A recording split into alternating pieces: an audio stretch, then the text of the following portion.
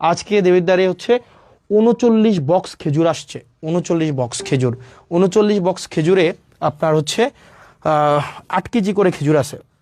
মানে এগুলো হচ্ছে গভর্নমেন্ট দেয়, মানে বিভিন্ন জায়গা থেকে এগুলো নিয়ে আসে। টোটাল হচ্ছে ৩৯ বক্স খেজুর। আমি যদি ৩৯ বক্স খেজুর ৩৯ ইন্টু ৮, তাহলে কয় কেজি খেজুর? ৮ নং ৭২-এর ২, হাতে আছে ৭, ৩ ৮ ২৪, সাথে হচ্ছে ৩১, ৩১২ কেজি খেজুর আসছে।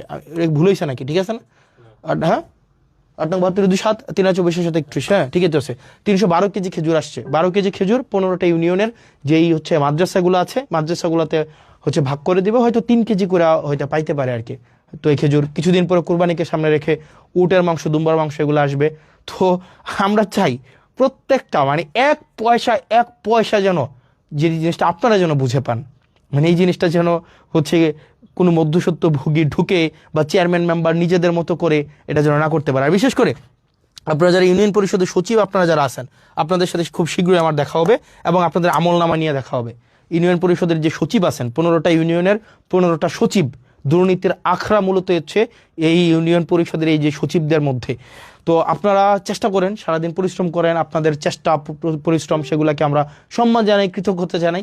একই সাথে আপনাদের বিরুদ্ধে যে অভিযোগগুলো আছে আমরা চাই এই অভিযোগগুলো আপনাদের বিরুদ্ধে না থাকুক। কারণ আপনারা যে হয়রানি হয় বিভিন্ন মানুষগুলো, আপনাদের কেন্দ্র করেই কিন্তু সার্ভিসগুলো হচ্ছে আবর্তিত হয়, রুটেট হয়। সেজন্য 15টা ইউনিয়নের 15 জন সচিব আপনারা যারা আছেন, আপনাদের কাছে স্পষ্ট বার্তা, এক পয়সাও যেন কোনোভাবে হচ্ছে এখানে কোনোভাবে যেন কারচুপি না করা হয়। এবং পৌরসভার আপনারা যারা আছেন কর্মকর্তা কর্মচারী, বিশেষ করে পৌরসভাতে চাকরি করছেন অনেক দিন ধরে, এবং আপনারা নিজেরা এখানে টেন্ডারবাজি করেন, নিজেরা এখানে চাঁদাবাজি করেন, নিজেরাই হচ্ছেন এখানে হচ্ছে আপনারা লাইসেন্স খুলে বসছেন। পৌরসভার কর্মকর্তা কর্মচারী, আমি আপনাদেরকে বলছি, আপনাদের উপরে মানুষ ত্যক্ত, আপনাদের উপরে মানুষ বিরক্ত, এবং আপনাদের উপরে মানুষ ক্ষুব্ধ। পৌরসভার প্রত্যেকটা আমি নাম ধরে বলতে পারতাম, আমি নাম ধরে বলবো না। এখানে কর্মকর্তা আছেন, এখানে হচ্ছে এই 4-5 জন কর্মকর্তা আছেন, এখানে বাড়িঘর বানাই ফেলছেন, বালিশ খাতা নিয়ে চলে আসেন, এখানে হচ্ছেন একদম পৈতৃক সূত্রে আপনারা চাকরি বানাই ফেলছেন। কাউকে ছাড় দেওয়া হবে না। এবং আপনি যদি জনগণের প্রতি কমিটেড না হন, আপনি যদি এখানে কোনো ধরনের অর্থ হচ্ছে অবৈধ অর্থের সন্ধানে আপনি থাকেন, তাহলে আপনার জন্য এখানে চাকরি করার শুভনীয় না। এবং আইনগত যে ব্যবস্থা আছে আপনাদের বিরুদ্ধে, সেই ধরনের আইনগত ব্যবস্থা নেওয়াই সমীচীন। সেজন্য প্রত্যেকটা ডিপার্টমেন্ট দেবিদ্বারের, এই ডিপার্টমেন্টগুলো যদি যথাযথভাবে ফাংশন করে, তাইলেই দেবিদ্বারের যে উন্নয়নের যে ধারাবাহিকতা সেটি অব্যাহত থাকবে।